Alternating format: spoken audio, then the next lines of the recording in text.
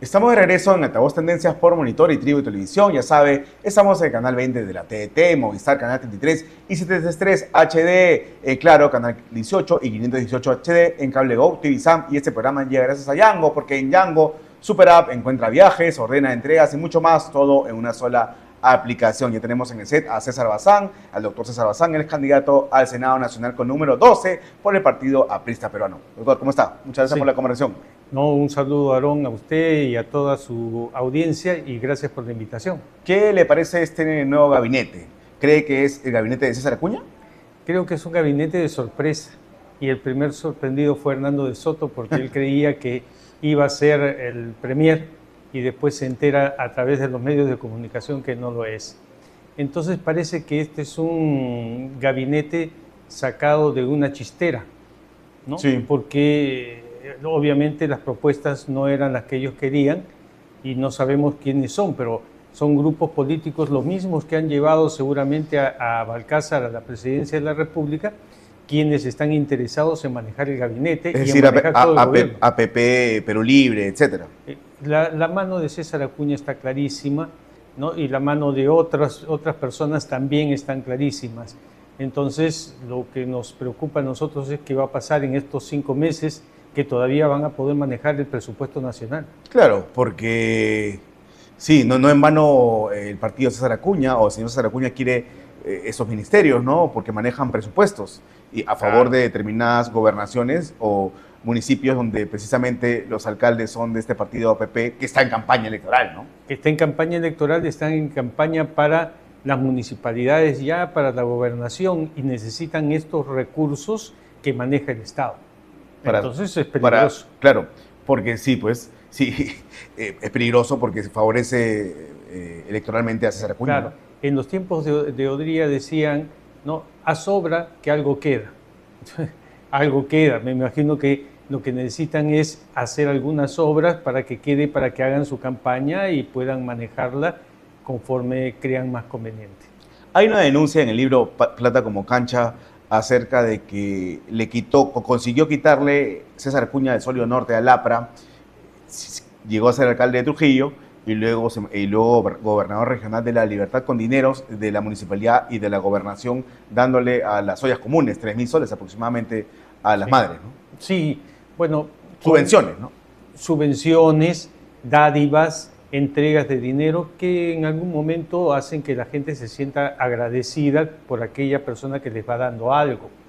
Pero ese algo no es gratis, ese algo es con trampa, y esa trampa era el manejo de los dineros fiscales. Ahora, con confesión de él mismo, en la forma en que se ha manejado, de acuerdo con su propio libro, ¿no? Entonces, eso hace pensar que no ven al país como algo a lo que todos los ciudadanos tenemos que servir, sino una empresa que ellos pueden manejar y cuya caja o tesoro es el presupuesto nacional. Entonces, si ese gabinete es de César Acuña, bueno, la premier es mano derecha de Salardi es jefe de plan de gobierno de Acuña, ¿va a hacer campaña con el dinero de todos los peruanos? ¿Va a hacer campaña con los presupuestos de los ministerios? Lo que yo pienso es que ellos ya tienen diseñado un plan desde hace tiempo atrás y ese mismo plan lo que quieren es seguirlo ejecutando. Entonces eso está dentro de las obras públicas, dentro de las asesorías, los financiamientos, y si llegaba alguien que cambiara las personas claves que son las que habilitan el uso del dinero, entonces ponía en peligro todo su plan inicial de desarrollo. Es lo que pienso que ha estado pasando en estos días. De acuerdo. Señor Bazán, ¿por qué usted ha sido decano del Colegio de Abogados de Lima? Sí, así es. Y el actual decano es decano y a la vez candidato al Senado con Libertad Popular. Sí, me parece un disloque totalmente irregular, porque nadie debería aprovecharse de su cargo para hacer campaña electoral.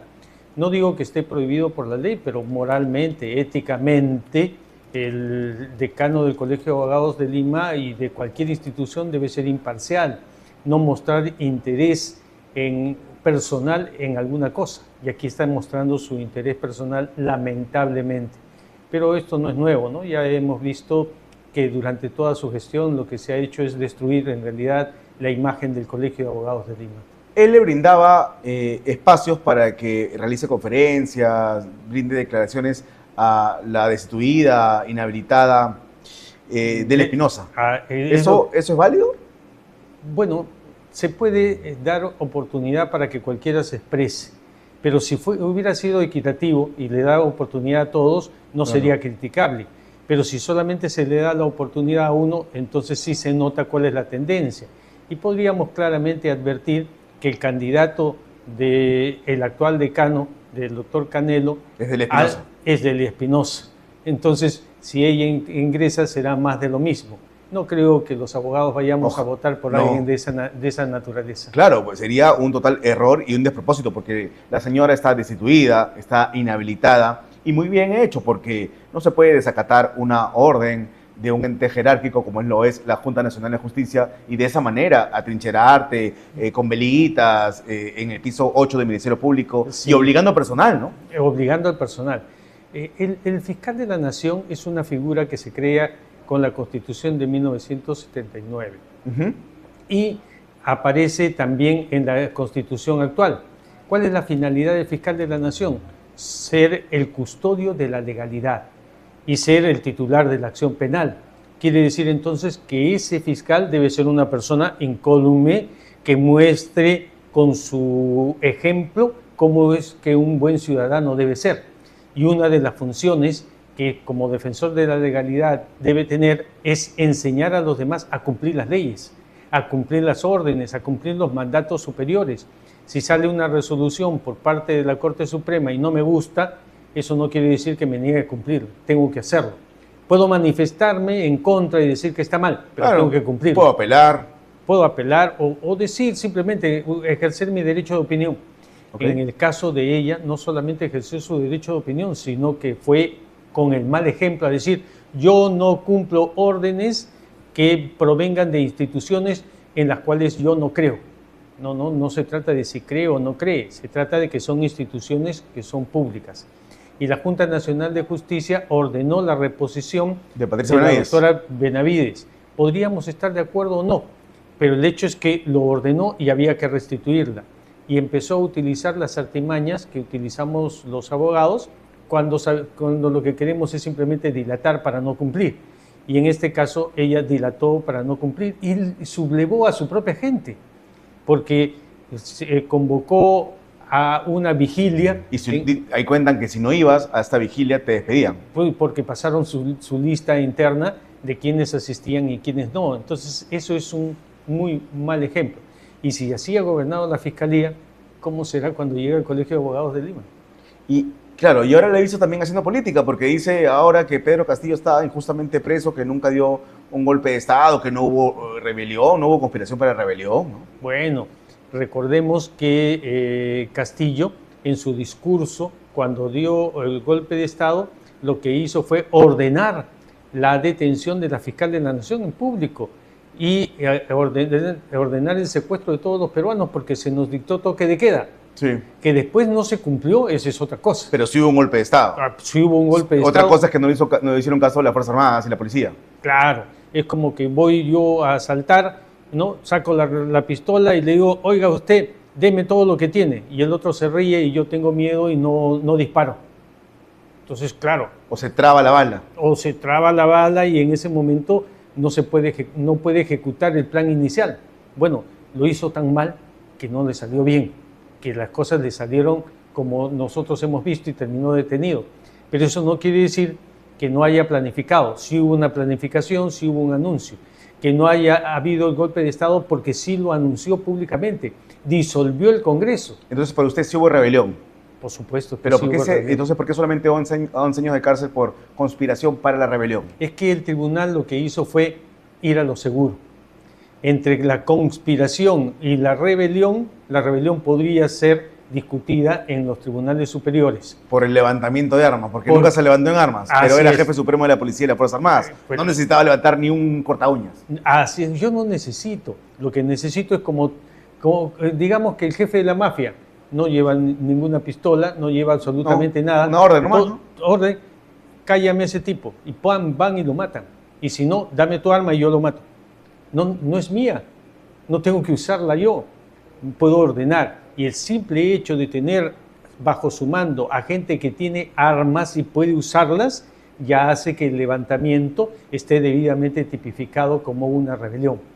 Pero el tribunal decidió mejor ir por lo seguro, eso con intento es suficiente, ya 11 años, 12 años, 15 años, lo que le ponga, pero ya está condenado.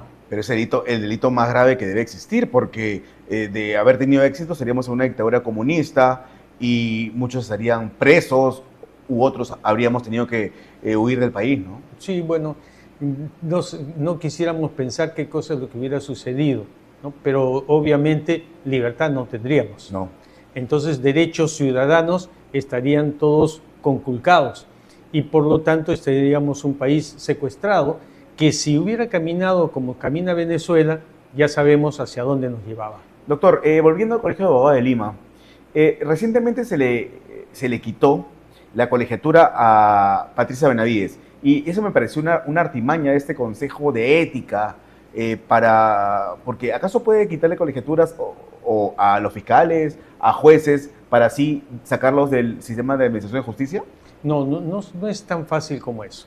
Claro, los requisitos para parece que una trampa ahí, ¿no? Claro, para poder ser juez, para poder ser fiscal hay que ser abogado. Okay. Para poder ejercer como abogado, entonces lo que necesitamos es inscribirnos en un colegio, pero ya soy abogado. Sí. Me puedo inscribir en el Colegio de Lima y el Colegio de Lima me quita la colegiatura, pero no me quita la calidad de abogado. Okay, el título me lo da la universidad a nombre de la nación. Entonces, en este caso, lo que se ha hecho es retirarle la colegiatura. Pero ¿por qué caso se puede retirar la colegiatura? Ética va a designar a una persona que no puede ejercer la función si es que ha traicionado a su juramento como abogado. La defensa de los intereses de sus clientes y la actuación propia de un abogado. La fiscal está ejerciendo como abogado, sí, pero está ejerciendo con una función constitucional. Claro, y además tiene los entes, existe la Autoridad Nacional de Control del Ministerio Público, la Junta Nacional de Justicia, Así ¿no? es, y por lo tanto, ese control, de acuerdo con la función que está ejerciendo, no le corresponde al Colegio de Abogados. ¿Y qué pretendieron hacer ahí? Una jugada, pero nadie les hizo caso, ¿no? A esa resolución, ¿no? Menos mal, porque es que esto no es algo que lo invente Canelo. Esto ya se trató de hacer con Chávarri, ¿no? Sí, y en gestiones anteriores, mucho anteriores a esta, inclusive desde el gobierno militar. Pero si eso pasara, todos los colegios le quitan la colegiatura a todos los fiscales y jueces y se lo bajan, ¿no? Así es, pero y no es ese el sentido. Porque si acaso, supongamos que hubiera sido así, se toma a un fiscal en el momento en el cual está recibiendo una coima, ¿correcto? Recibe la coima, ¿qué se le hace? Se le destituye como fiscal. Porque esa es una función. Por decisión de la JNJ. Por decisión de la Junta Nacional de Justicia, etcétera, los organismos internos, control interno, todo, porque es función fiscal. De acuerdo. El Colegio de Abogados de Lima allí no tiene nada que ver. No tiene nada que ver. En absoluto. Y entonces no hay que mezclar una cosa con la otra.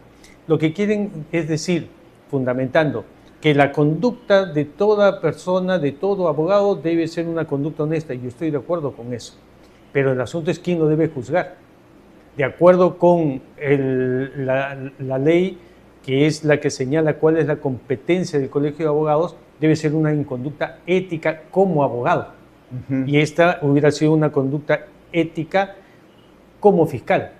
Entonces la competencia corresponde a la Fiscalía, a la Junta Nacional de Justicia y no al Colegio de Abogados de Lima. Si te quitan la colegiatura, ya no puedes ejercer como abogado. Así es. No se puede ejercer como abogado en ese colegio. Podría estar colegiado yo en otro colegio. No es tan fácil la cosa, ¿no? Sí, no es tan fácil. Y entonces muchos abogados estamos inscritos en varios colegios. Porque años atrás, para poder ejercer la profesión, se podía ejercer solamente en el distrito judicial. Entonces yo era abogado de Lima, inscrito en el Colegio de Abogados de Lima, pero no podía ir a Arequipa o a Tacna o a Trujillo para ejercer.